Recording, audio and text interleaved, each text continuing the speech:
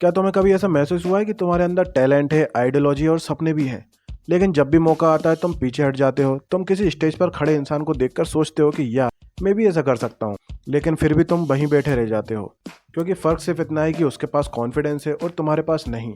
क्योंकि असली फ़र्क उन छोटी छोटी आदतों का है जो हर दिन तुम्हारे कॉन्फिडेंस को अंदर से और कमज़ोर कर रही हैं। क्योंकि कई साइकोलॉजिकल रिसर्च ये दिखाती है कि कॉन्फिडेंस बाय बर्थ नहीं होता, बल्कि हमारी डेली हैबिट्स से बनता है। हमारे रोज के बिहेवियर, सेल्फ टॉक और एक्शन का ये बहुत बड़ा रिजल्ट होता है।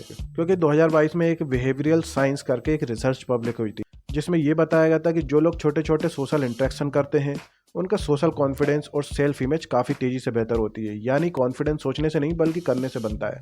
पहली आदत जो तुम्हारा कॉन्फिडेंस खत्म करती है वो है ओवर थिंकिंग। तुम कोई भी काम करने से पहले उसके 10 रिजल्ट सोच लेते हो। अगर मैं गलत हो गया तो, अगर लोग हंसे तो, अगर मैं फेल हो गया तो। लेकिन सच्चाई ये है कि ज़्यादातर लोग तुम्हारे बारे में उतना सोचते नहीं है जितना तुम खुद अपने बारे में सोचते हो। इसलिए अगली बार जब भी तुम्हारे दिमाग में जैसे सवाल आए कि अगर ऐसा हो गया तो, लोग हंसेंगे तो, या मैं कुछ गलत कर दिया तो सिंपल से सिर्फ एक आंसर खुद को दो, तो क्या?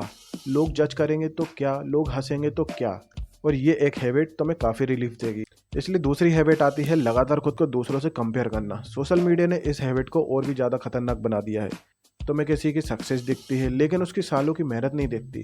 किसी का रिजल्ट दिखता है लेकिन उसका स्ट्रगल नहीं दिखता। क्योंकि रिसर्च बताती है कि लगातार सोशल कंपैरिजन करने से लोगों में सेल्फ स्टीम कम और एंजाइटी ज़्यादा बढ़ जाती है। इसलिए आज से खुद को सिर्फ अपने पुराने वर्जन से कंपेयर करो। अगर तुम कल से बेहतर हो तो तुम सही दिशा में हो। तीसरी आदत आती है नेगेटिव सेल्फ टॉक। मैं इंट्रोवर्ट हूँ, मैं नहीं कर सकता, मैं एवरेज हूँ। ये सब चीज़ें वर्ड्स नहीं है, ये तुम्हारे दिमाग के लिए एक इंस्ट्रक्शन है। न्यूरोसाइंस बताती है कि हमारा ब्रेन बार बार सुनी हुई बातों को सच मानने लगता है। इसलिए अगर तुम हर दिन खुद को कमज़ोर बोलोगे तो दिमाग उसी को मानने लगेगा। लेकिन अगर तुम खुद से कहोगे कि मैं सीख सकता हूँ, मैं बेहतर हो रहा हूँ, तो दिमाग उसी दिशा में काम करने लगता है। चौथी आदत है आपके कमज़ोर बॉडी लैंग्वेज। हार्वर्ड यूनिवर्सिटी के एक फेमस रिसर्चर हैं एमी कडी। उन्होंने अपनी स्टडी में बताया है कि हमारी बॉडी सिर्फ दूसरों को नहीं बल्कि खुद हमारे दिमाग को भी मैसेज भेजती है। जब तुम झुककर चलते हो, आंखें चुराते हो, बार बार घबराते हो, तो तुम्हारा दिमाग भी तुम्हें कमज़ोर महसूस करवाने लगता है। लेकिन जब तुम सीधा चलते हो, अपनी बॉडी पोस्चर को अच्छा रखते हो, शोल्डर्स खुले रखते हो और आई कांटेक्ट बनाते हो, तो तुम्हारा कॉन्फिडेंस भी नेचुरली बढ़ता है। अब आती है पांचवी आदत, हर बात पर सॉरी बोलना। ज़रूरत से ज़्यादा माफ़ी मांगना तुम्हारी वैल्यू कम कर देता है। अगर तुम लेट हो गए हो तो थैंक्स फॉर वेटिंग बोलो। अगर किसी से बात करनी है तो can I have a minute बोलो। क्योंकि छोटी छोटी लैंग्वेज शिफ्ट तुम्हारे इंप्रेशन को पूरी तरह से बदल देती है। इसके बाद छठी आदत आती है कंफर्ट जोन से चिपके रहना। दुनिया का हर कॉन्फिडेंट इंसान कभी ना कभी नर्वस था। फर्क सिर्फ इतना है कि उन्होंने डर के बावजूद एक्शन लिया। हर हफ्ते एक ऐसा काम करो जो तुम्हें थोड़ा अनकंफर्टेबल लगे। किसी अनजान इंसान से बात करो, कैमरे पर बोलो, मीटिंग में सवालों को पूछो और किसी प्रोजेक्ट की जिम्मेदारी लो। क्योंकि कॉन्फिडेंस कंफर्ट से नहीं डिस्कंफर्ट से आता है। और आखिरी आदत है हर जगह अप्रूवल ढूंढना। क्योंकि जब तक तुम्हारा मूड दूसरों के लाइक्स, कमेंट्स और तारीफों पर डिपेंड रहेगा, तब तक तुम्हारा कॉन्फिडेंस भी दूसरों के कंट्रोल में रहेगा।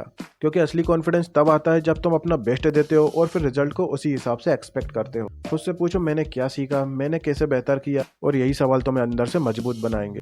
याद रखो, कॉन्फिडेंस कोई जादू नहीं है, ये उन छोटी छोटी आदतों का रिजल्ट है जिन्हें तुम हर दिन दोहराते हो।